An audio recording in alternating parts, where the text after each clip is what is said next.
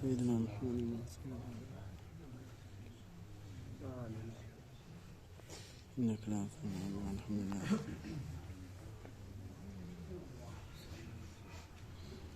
الحمد لله الحمد لله الحمد لله نحمده ونستعينه ونستغفره ونتوب إليه ونعوذ بالله من شرور أنفسنا ومن سيئات أعمالنا من يهد الله فلا مضل له ومن يضلل فلا هادي له نشهد أن لا إله إلا الله وحده لا شريك له ونشهد أن سيدنا محمدا عبده وحبيبه ورسوله أما بعد فيا عباد الله أوصيكم بتقوى الله وطاعته إن الله مع الذين اتقوا والذين هم محسنون قال الله تعالى في محكم كتابه الكريم أعوذ بالله من الشيطان الرجيم بسم الله الرحمن الرحيم ومن أراد الآخرة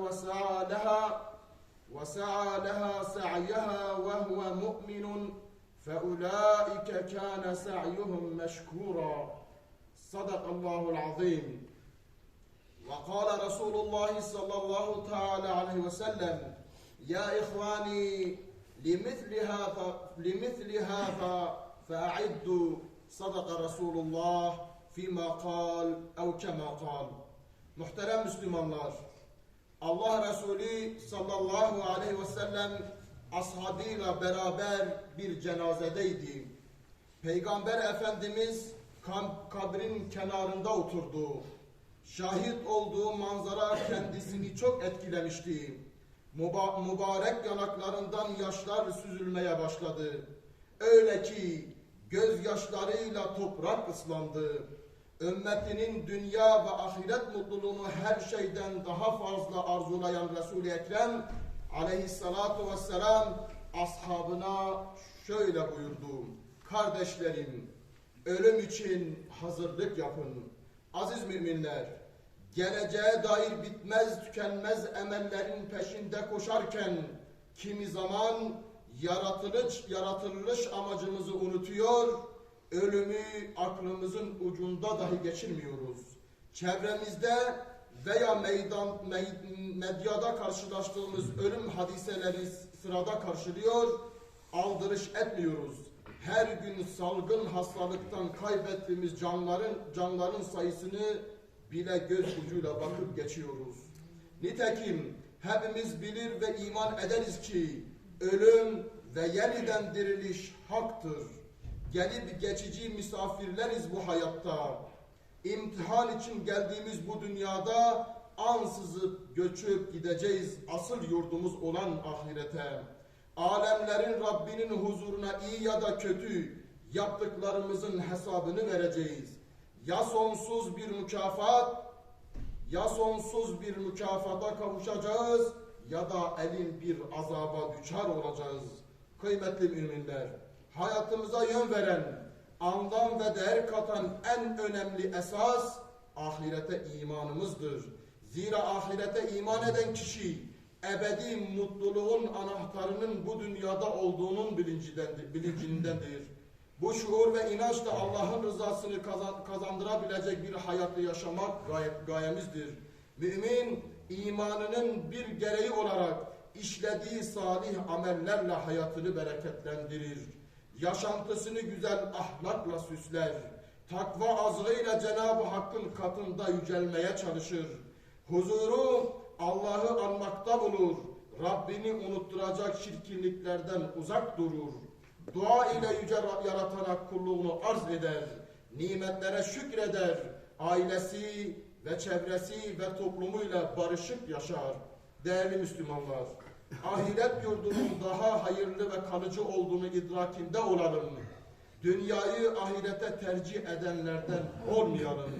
Ya eyyuhel insanu ma garrake bi rabbikel kerim.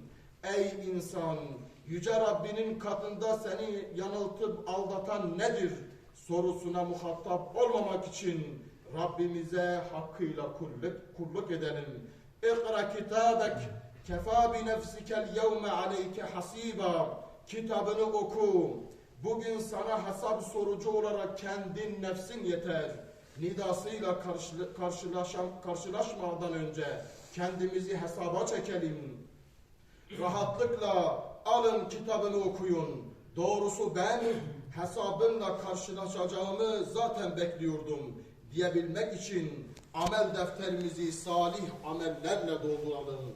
Unutmayalım ki kim ahireti ister ve bir mümin olarak ahiret için ona yaraşır bir çabayla çalışırsa işte böylelerin çabaları karşılık görecektir. Ela inne ahsenel kelam ve eblegan nizam kelamullahi melikil azizil allam kema kâlallahu tebârek ve teâlâ fil kelam ve izâ kuri'al Kur'anu festemi'u leh ve ansitu leallekum turhamun inned dîne indallâhil islam. ربنا آتنا في الدنيا واغفر لنا آمين الحمد لله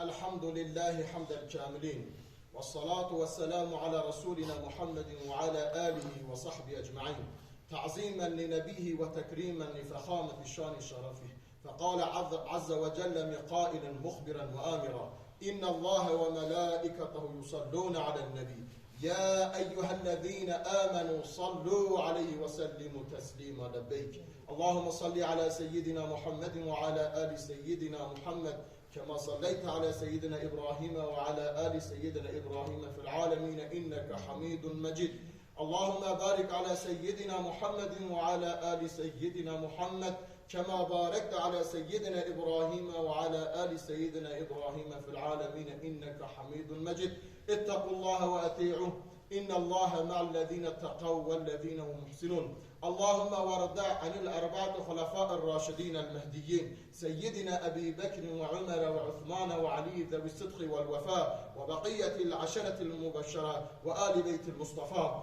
اللهم اغفر للمؤمنين والمؤمنات والمسلمين والمسلمات الأحياء منهم والأموات إنك قريب مجيب الدعوات استجب دعانا برحمتك يا أرحم الراحمين عباد الله إن الله يأمر بالعدل والإحسان وإيتاء ذي القربى وينهى عن الفحشاء والمنكر والبغي يعظكم لعلكم تذكرون